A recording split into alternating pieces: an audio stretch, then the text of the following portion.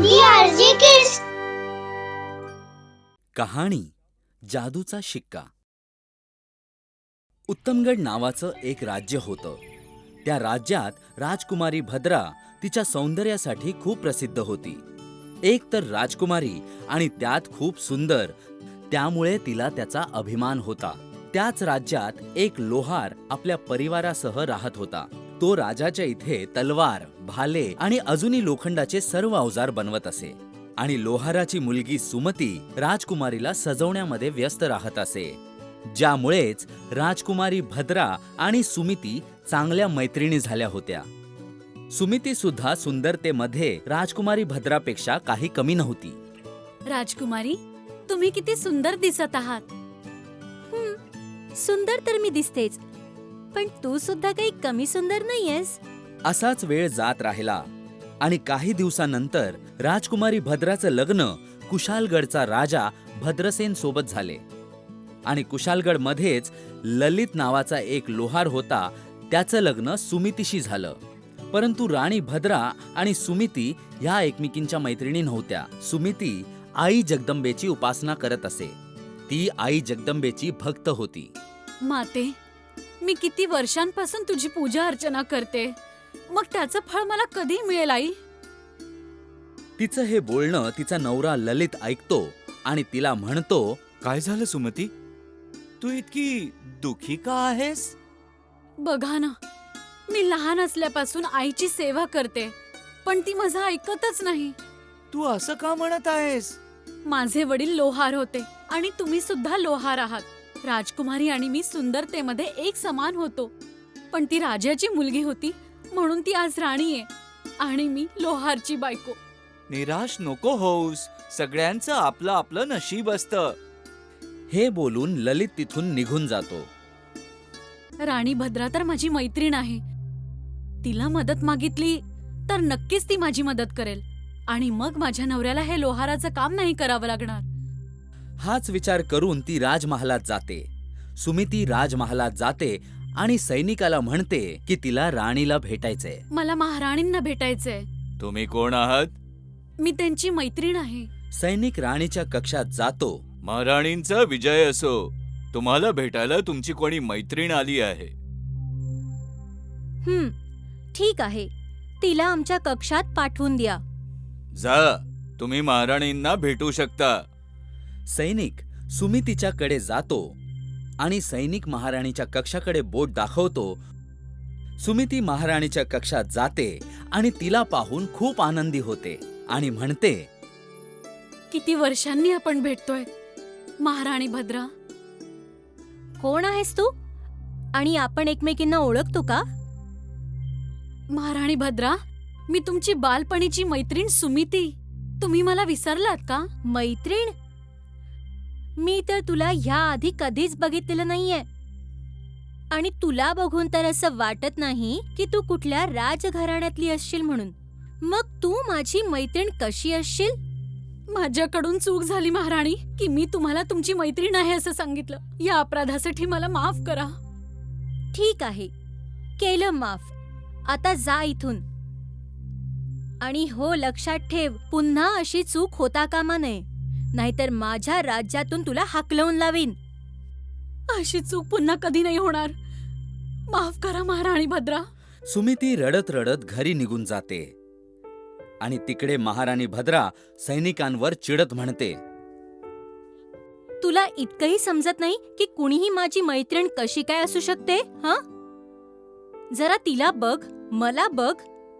इतकी मोठी चूक तू केलीस तरी कशी? सुमिती तिच्या घरात शांत बसून डोळ्यात अश्रू घेऊन पोळी बनवत होती. तेव्हाच सुमितीचा नवरा दिवसभर कबाड कष्ट करून घरी येतो. जरा पाणी देतेस का? सुमिती ऐकत नाही. ती कुठल्या तरी विचारात मग्न आहे. तुला सांगतोय, पाणी दे मला पिण्यासाठी. हे घ्या. काय झालं? आज इतकी निस्तेज का आहेस? काही झालंय का? नाही, काही नाही. काहीतरी नक्की आहे. काही नाही, मन थोडं उदास आहे. काळजी नको करूस, लवकरच सगळं ठीक होईल. काही दिवसांनंतर ललितचं लोहार काम उत्तम चालायला लागतं आणि सुमिती मातीची भांडी बनवायला शिकते. त्यातून तिचंही काम छान सुरू असतं. बघ, आता सगळं उत्तम चाललंय ना, आणि तूही मला हातभार लावत आहेस. दोघंही खूप खुश असतात. असाच वेळ निघून जातो आणि एक दिवशी ललितच्या अंगावर झाड पडतं. त्यामुळे त्याचा एक पाय निकामी होतो.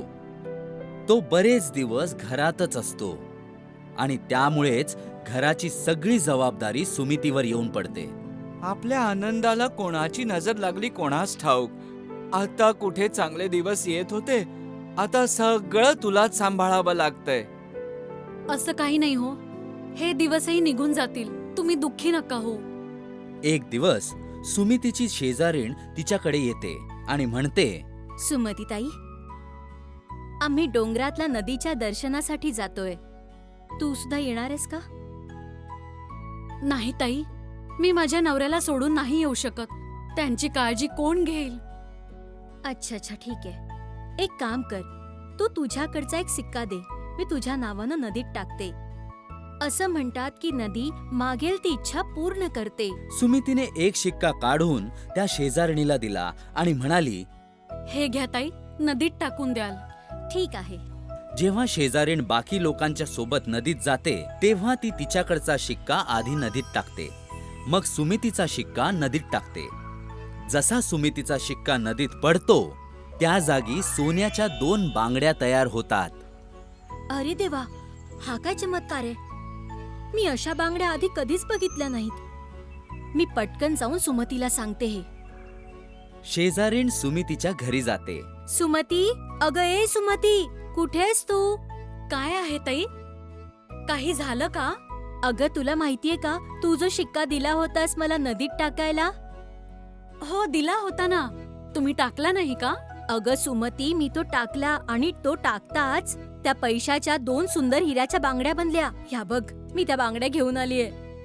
तो 1 पैसा नक्कीच जादुई पैसा असणार. सुमिती हे हिऱ्यांच्या बांगड्या पाहून खूप खुश झाली. त्यातली एक बांगडी तिने सराफाच्या दुकानात नेऊन विकली आणि खूप पैसे घेतले, ज्यामुळे तिच्या नवऱ्याचे उपचार होऊ शकेल आणि घर ही नीट चालू शकेल. काही दिवसानंतर तशीच एक बांगडी महाराज भद्रसेन उपहार म्हणून राणीसाठी घेऊन गेले. महाराणी, आम्ही तुमच्यासाठी हिऱ्यांची ही सुंदर बांगडी घेऊन आलो आहे. महाराज, कुणी असं एक बांगडी आणतं का कधी? आता आणायच्याच होत्या तर 2 बांगड्या आणायच्या ना. आता मी एक बांगडी कशी घालू सांगा? आम्ही 2 बांगड्या घ्यायलाच गेलो होतो, परंतु सोनाराकडे एकच होती आणि त्यांनी सांगितलं की ही सुंदर बांगडी नदीत पैसे टाकल्यावर मिळाली आहे. परंतु महाराज, तुम्ही हवं ते करा, पण मला 2ही बांगड्या हव्या आहेत. महाराज भद्रसेन परत एकदा त्या सोनाराकडे जातात, पण सोनार म्हणतो, माझ्याकडे फक्त ही एकच बांगडी आली होती. मी तुम्हाला त्या महिलेचा पत्ता देतो, तुम्ही स्वतःच जाऊन भेटून या. महाराज सुमितीच्या घरी जातात आणि सुमितीला सगळी गोष्ट सांगतात. महाराज, तुम्ही जे सांगितलं ते मी ऐकलं. मी तुम्हाला दुसरी बांगडीही देईन, परंतु तुम्ही महाराणींना सांगा की त्यांनी स्वतः येऊन ही बांगडी घ्यावी. महाराजांनी तसंच केलं. दुसरी बांगडी सुमितीकडे होती आणि भद्रा ती घ्यायला आली. दोघींनी एकमेकींकडे पाहिलं. अगं सुमती, तू तर ही बांगडी तुझ्या जवळ आहे. मला ती दे बांगडी. तुम्हाला माझं नाव कसं काय माहित? तू तर माझी बालमैत्रीण आहेस. तू माझ्यासोबत असं नाही वागू शकत. मला ही बांगडी देऊन टाक. त्या दिवशी तर तुम्ही मला ओळखलं देखील नाही. आज बालपणीची मैत्रीण. ओ, माझ्याकडून चूक झाली. या एका बांगडीच्या बदल्यात तुला हवं ते घे. ठीक आहे, मला खूप साऱ्या सोन्याच्या मोहरा आणि तुझं अर्ध राज्य दे. इतकं सगळं हवं तुला? बांगडी सुद्धा तितकीच मौल्यवान आहे महाराणी भद्रा. महाराणीला कुठल्याही किमतीत ती बांगडी हवी होती. त्यासाठी तिने सुमितीचं म्हणणं ऐकलं आणि सोन्याच्या मोहरा आणि तिचं अर्ध राज्य सुमितीला दिलं. त्यानंतर सुमितीचं जीवन आनंदी झालं आणि तिने तिच्या शेजारणीलाही खूप धन दिलं आणि गरजू लोकांनाही खूप मदत करत असे. काही दिवसांनंतर ललित सुद्धा ठीक झाला.